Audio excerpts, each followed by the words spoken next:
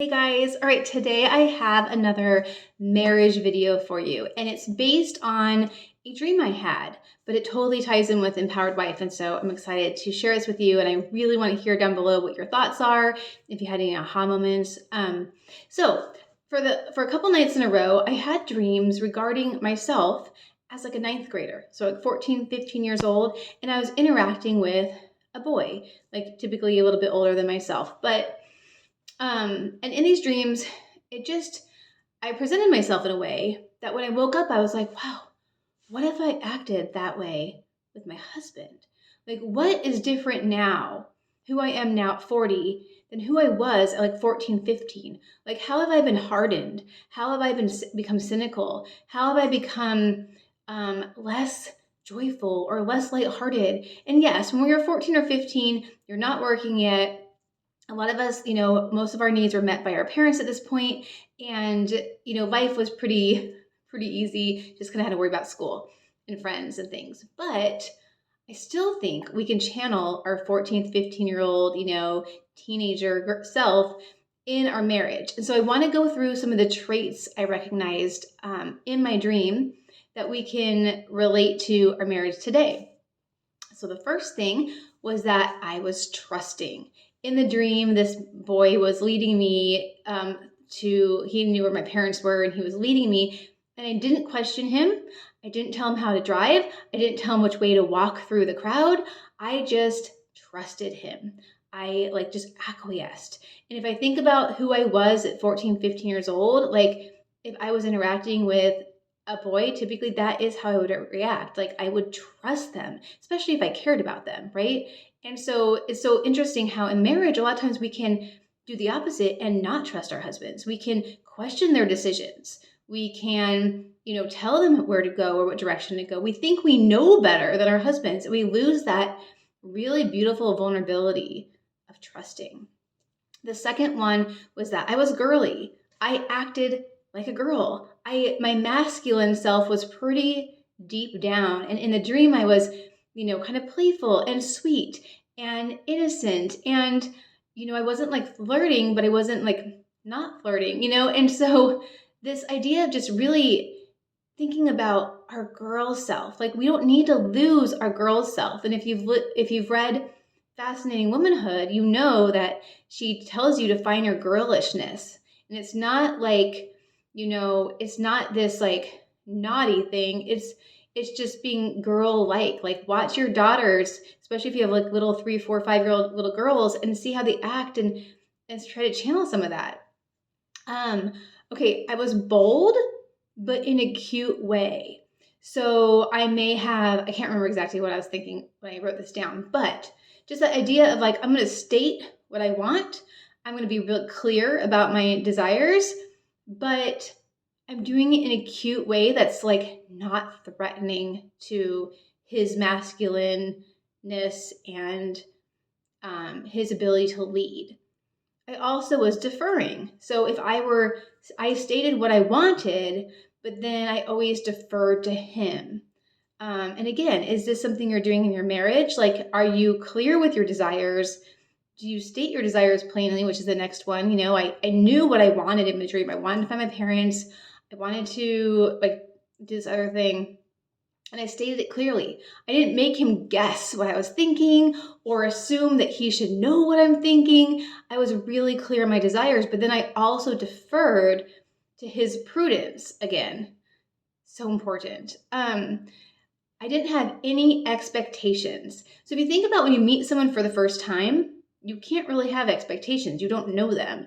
And so whatever they present, you're just like, oh, okay, cool. This is who you are. So for example, in my dream, this guy started out like making fun of me, and I was really bold in my response, and then but girly, and then that must have been what I was thinking of, and then I walked away, and then later he showed up and decided to help me after all, and I just didn't have any expectations of where the relationship would go, where the dream would go, of course, and in our marriage, we just create all these expectations. We want him to provide a certain kind of level of romance on an anniversary or a birthday or We want him to plan trips. We want him to buy us presents. We want him to tell us we love him. We want him to be romantic. We want him to offer to do this thing with the kids, or to give us free time, or to buy us a pedicure, manicure, or I don't know. The list goes on and on of all these things that we expect from our husbands. And just think back when you were younger and you met somebody, or just were in this kind of dynamic. You didn't have expectations. So can we get back there in our marriage? Can we get back to this place of looking at our husbands with fresh eyes and curiosity, and be like, if I just met him today, I would accept everything about him.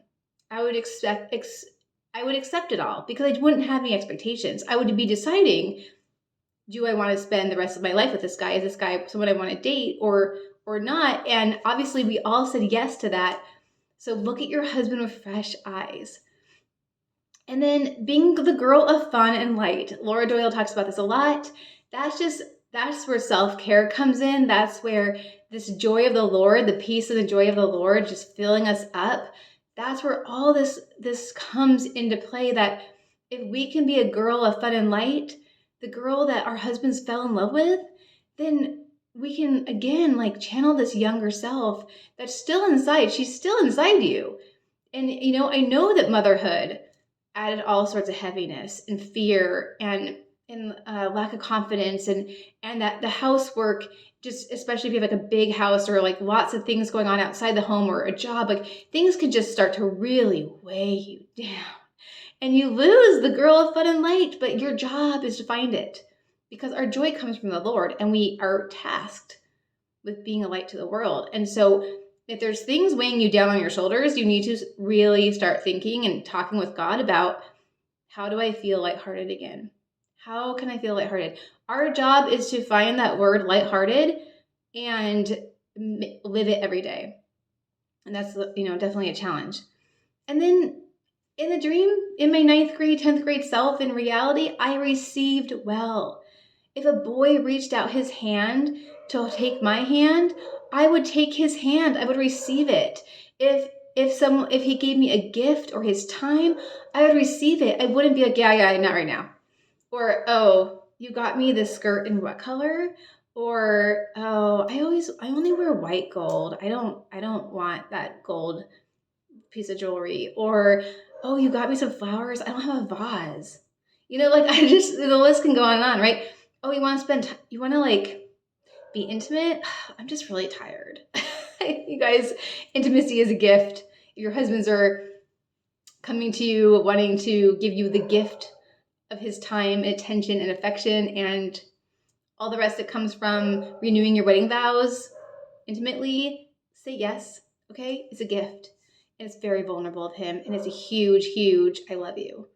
So with that, I would love to know where, out of all these different things I listed, being trusting, being girly, being bold, but like in a cute way, deferring to him, stating your desires plainly, not having expectations, being that girl fun and light, and receiving well.